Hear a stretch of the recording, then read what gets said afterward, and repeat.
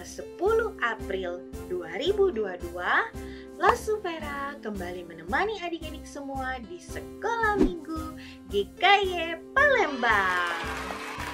Wah, adik-adik senang sekali pada pagi hari ini kita semua Tuhan berikan kesehatan sehingga kita bisa bersama-sama berkumpul di Sekolah Minggu. Adik-adik senang gak? Walau saya yakin adik-adik juga senang dan menanti-nantikan hari Minggu biar bisa bersekolah Minggu bersama-sama. Nah, kita mau memulai ibadah kita mau mengangkat pujian buat Tuhan. Bahwa hari ini kita merasa bahagia. Karena apa? Kita dikumpulkan Tuhan bersama-sama untuk memuji Tuhan bersama-sama dan belajar firman Tuhan bersama-sama. Ayo adik-adik, kita mau naikkan pujian hari ini kurasa bahagia. Kita naikkan pujian ini bersama-sama. Hari ini kurasa bahagia, berkumpul bersama saudara seiman.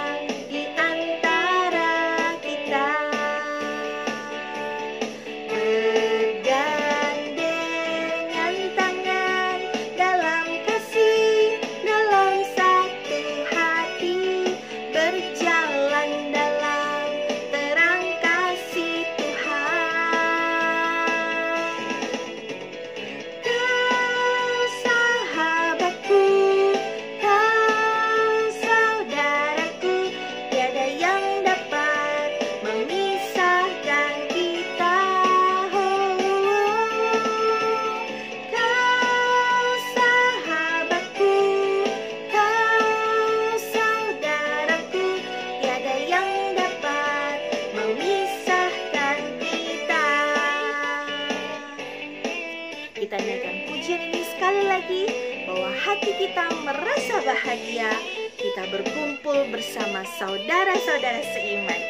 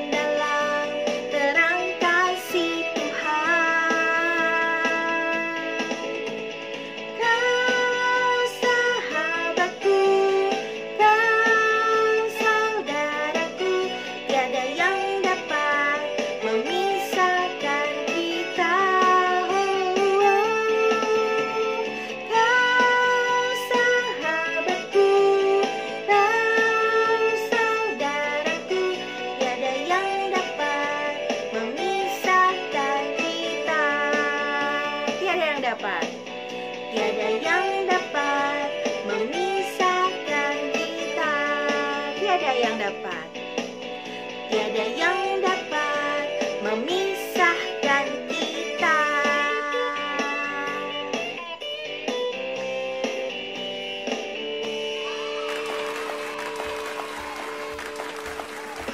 Nah, adik-adik, mari saat ini kita lipat tangan, kita tutup mata, kita mau berdoa bersama-sama. Selamat pagi Tuhan, hari ini kami merasa bahagia karena kami semua bisa berkumpul bersama-sama, mau memuji Tuhan bersama-sama, dan akan belajar firman Tuhan bersama-sama. Pimpin kami Tuhan, agar kami bisa sungguh-sungguh memuji Tuhan dari hati kami. Agar kami bisa memahami firman Tuhan di dalam hati kami.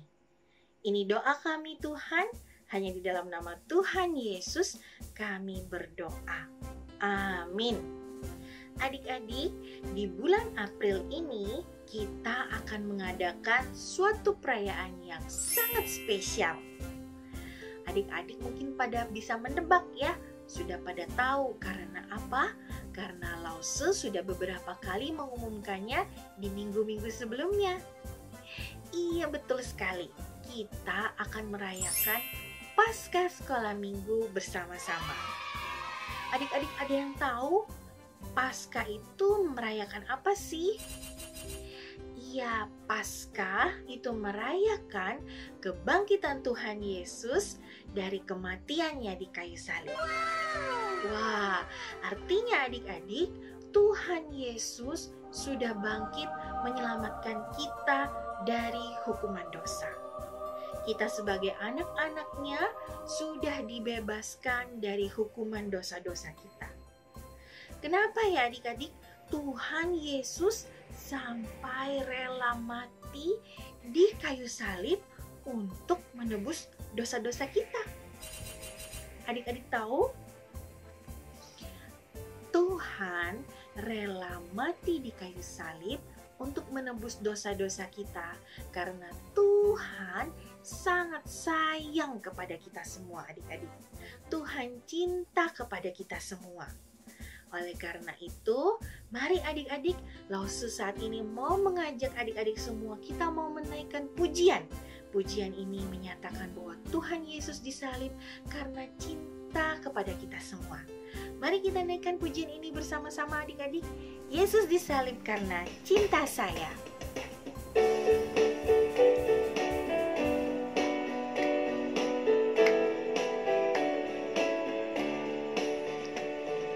Yesus disalib karena cinta saya, cinta saya, cinta saya. Yesus disalib karena cinta saya, dosa dihapuskan. Yesus disalib karena cinta kamu. Yesus disalib karena cinta kamu, cinta kamu, cinta kamu. Yesus disalib karena cinta kamu, dosa dihapuskan. Yesus disalib karena cinta semua.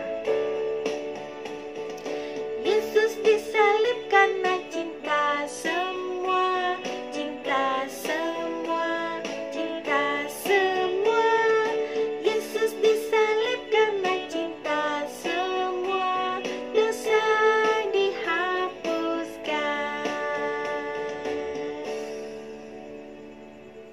Adik-adik, sebelum kita sama-sama mendengarkan firman Tuhan pada hari ini, mari kita mau kembali menaikkan pujian buat Tuhan. Karena Allah begitu cinta kepada kita, sehingga Allah mengaruniakan anaknya yang tunggal untuk menyelamatkan kita semua dari hukuman dosa. Dia mengirimkan anaknya untuk menerima hukuman mati di kayu salib untuk menyelamatkan kita semua. Mari adik-adik, kita mau naikkan pujian karena Allah cinta. Kita naikkan pujian ini dengan sungguh-sungguh karena Allah begitu mengasihi kita, begitu mencintai kita.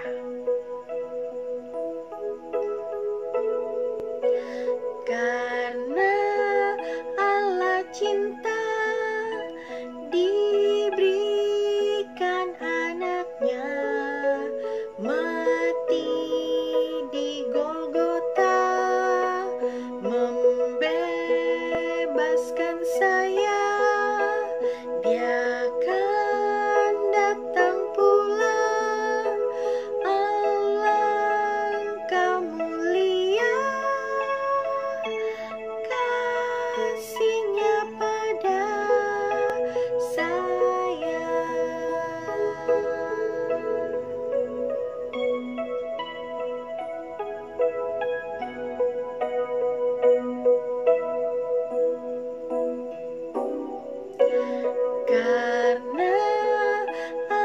cinta diberikan anaknya mati di Golgota, membebaskan saya.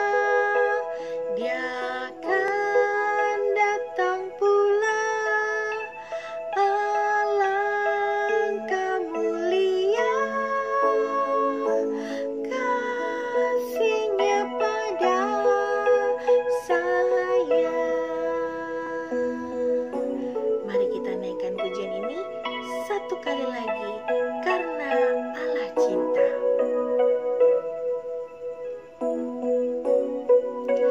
Karena Allah cinta, diberikan anaknya mati di Golgota, membebaskan saya.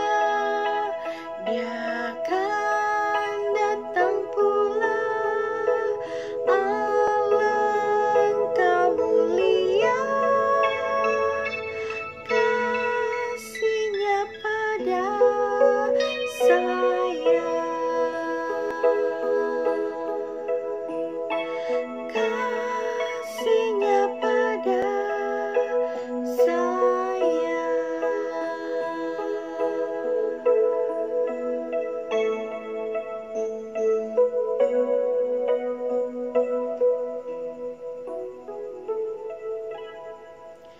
Mari kita lipat tangan, kita mau berdoa sebelum kita mendengarkan firman Tuhan. Tuhan Yesus, saat ini kami siap untuk mendengarkan firman-Mu. Buka telinga kami Tuhan, dan buka hati kami agar kami bisa mengerti firman Tuhan.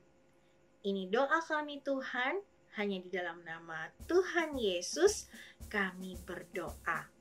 Amin.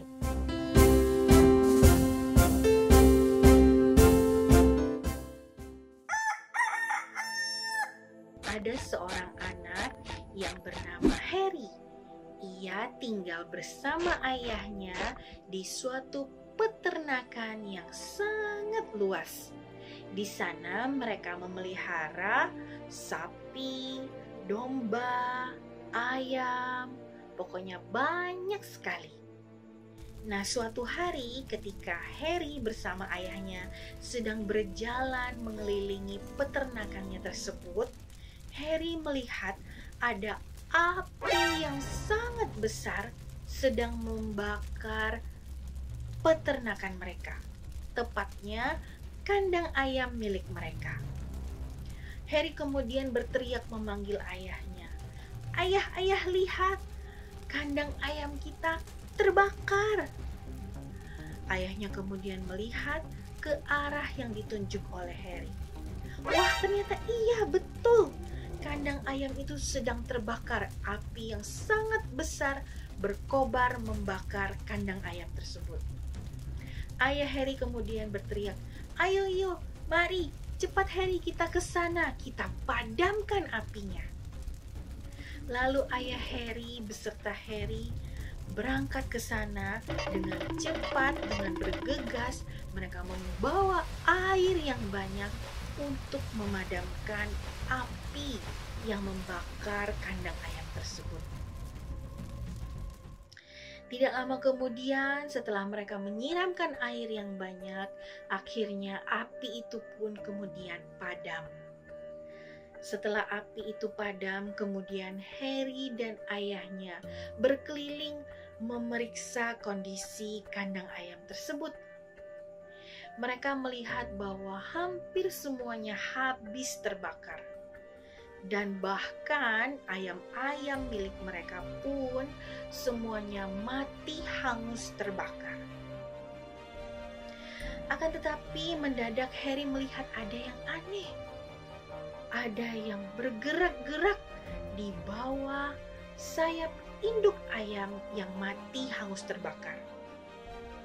Harry kemudian dengan segera mengangkat bangkai ayam tersebut.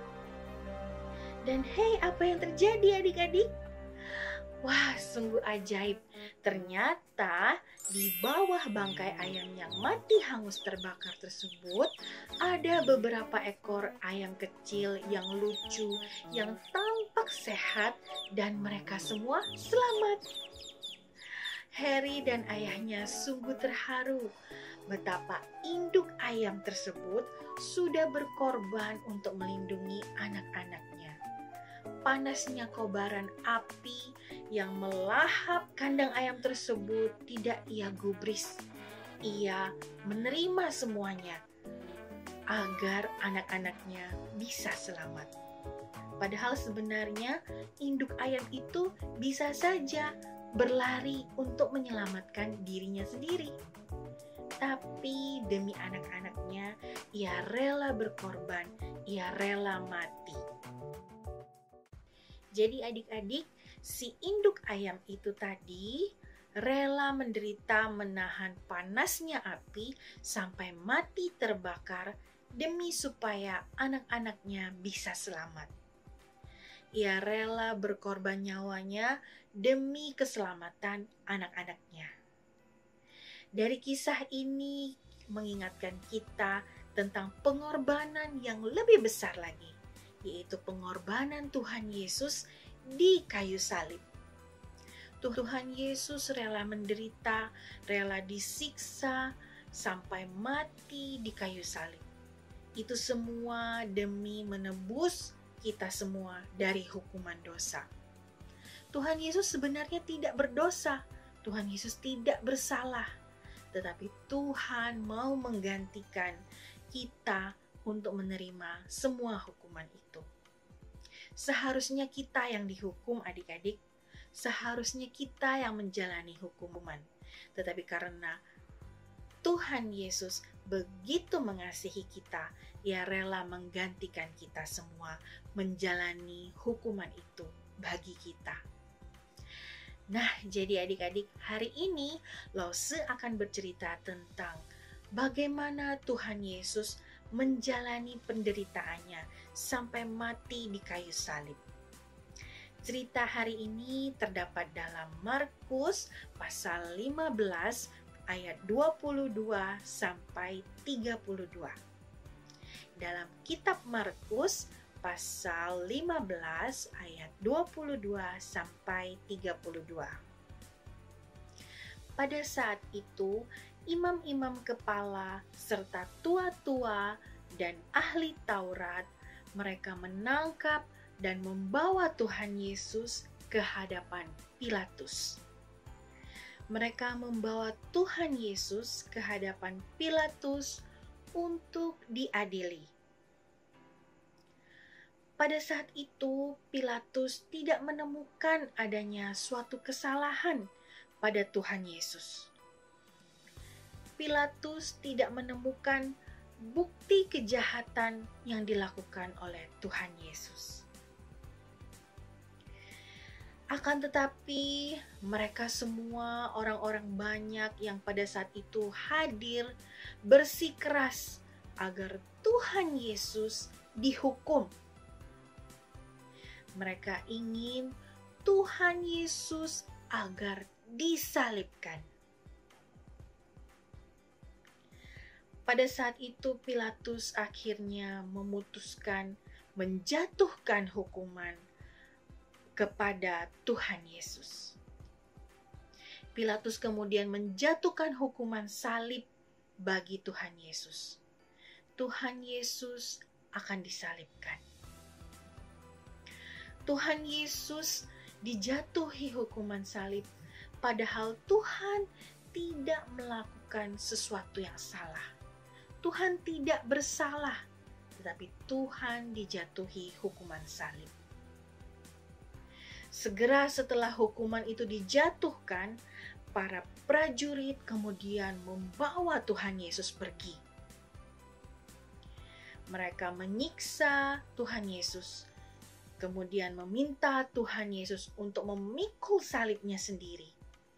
Mereka kemudian membawa Tuhan Yesus ke suatu tempat yang bernama Golgota.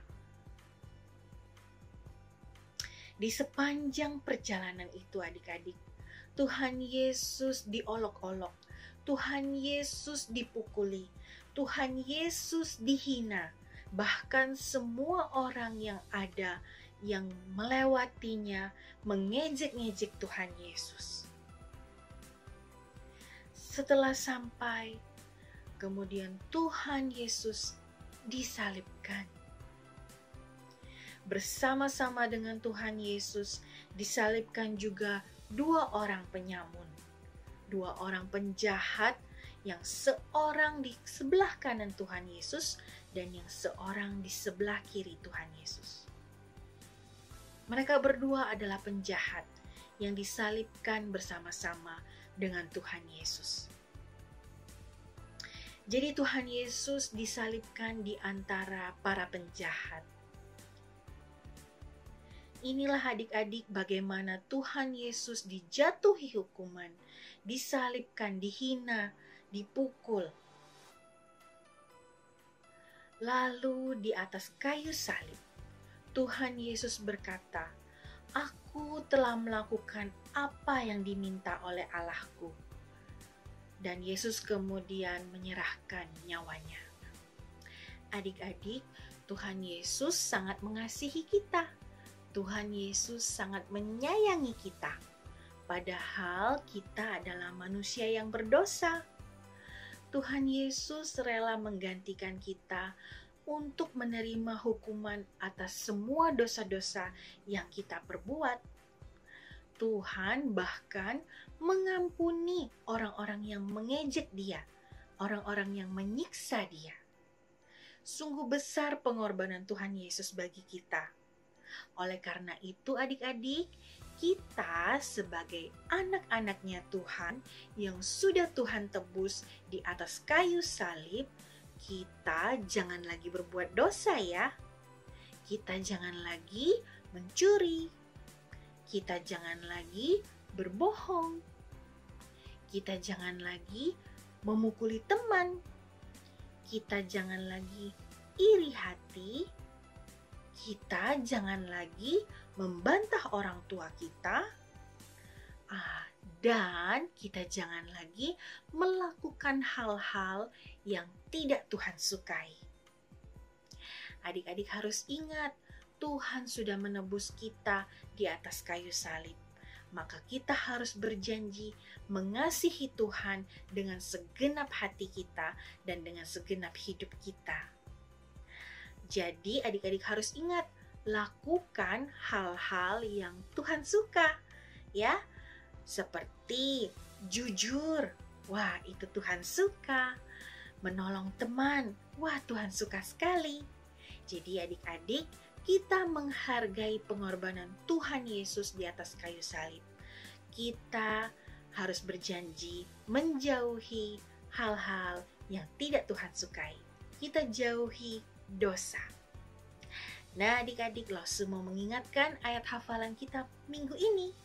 Ya, ayat hafalan kita minggu ini diambil dari Roma pasal 6 ayat 23. Dari Roma pasal 6 ayat 23. Bunyinya, sebab upah dosa ialah maut, tetapi karunia Allah ialah hidup yang kekal dalam Kristus Yesus, Tuhan kita. Lalu seulangi sekali lagi ya, ayat hafalan kita minggu ini dari Roma pasal 6 ayat 23. Roma pasal 6 ayat 23. Bunyinya, sebab upah dosa ialah maut, tetapi karunia Allah ialah hidup yang kekal dalam Kristus Yesus, Tuhan kita. Adik-adik boleh ingat dan dihafalkan. Ya, mari saat ini kita mau berdoa untuk firman Tuhan yang sudah kita dengar bersama-sama tadi. Mari kita sikap yang baik, kita mau berdoa. Tuhan Yesus, terima kasih Tuhan sudah menebus kami dari hukuman dosa. Terima kasih Tuhan sudah begitu mengasihi kami semua yang berdosa ini. Kami mau berjanji Tuhan, kami mau menjauhi dosa. Kami mau menjadi anak-anak yang membawa terang, yang membawa sukacita bagi orang-orang di sekitar kami. Ini doa kami Tuhan, hanya di dalam nama Tuhan Yesus kami berdoa. Amin.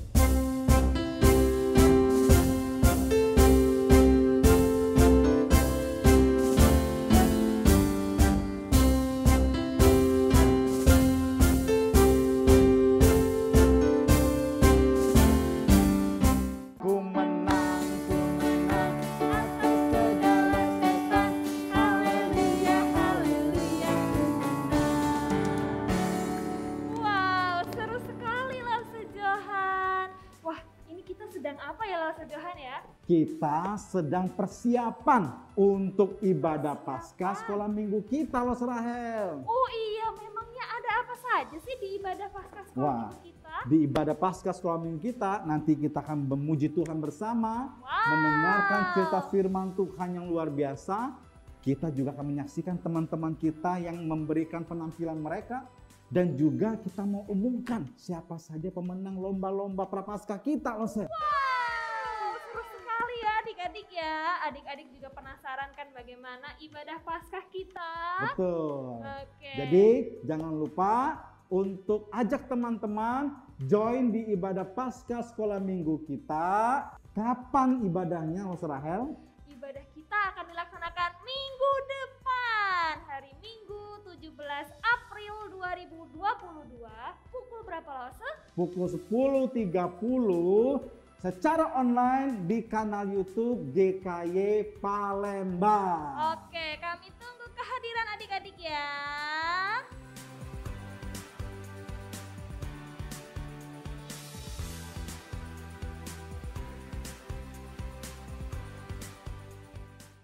Nah adik-adik, tibalah saatnya kita mau memberikan persembahan. Adik-adik, mungkin yang sudah memiliki amplop persembahan bisa mempersiapkan persembahannya.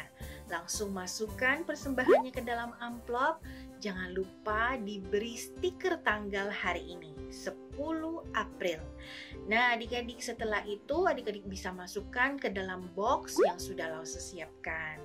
Nah bagi adik-adik yang mungkin belum memiliki box dan amplop persembahan, jangan khawatir. Adik-adik tetap bisa memberikan persembahannya melalui transfer ke nomor rekening di bawah ini. Adik-adik bisa minta tolong kepada papa mamanya di rumah atau siapapun yang di rumah untuk membantu adik-adik memberi persembahan kepada gereja. Nah adik-adik, mari kita pegang persembahan kita saat ini. Kita mau naikkan pujian bawa persembahanmu sambil kita memberikan persembahan kita kepada Tuhan. Kita naikkan pujian ini, bawa persembahanmu, bawa dengan sukacita. Bawa persembahanmu dalam rumah Tuhan dengan rela hatimu, janganlah jemu. Bawa persembahanmu, bawa dengan suka, bawa persembahanmu, tanda sukacitamu, bawa persembahanmu, ucaplah syukur. Bawa persembahanmu, bawa dengan sukacita. Bawa persembahanmu dalam rumah Tuhan dengan rela hatimu, janganlah jemu. Bawa persembahanmu, bawa dengan suka, bawa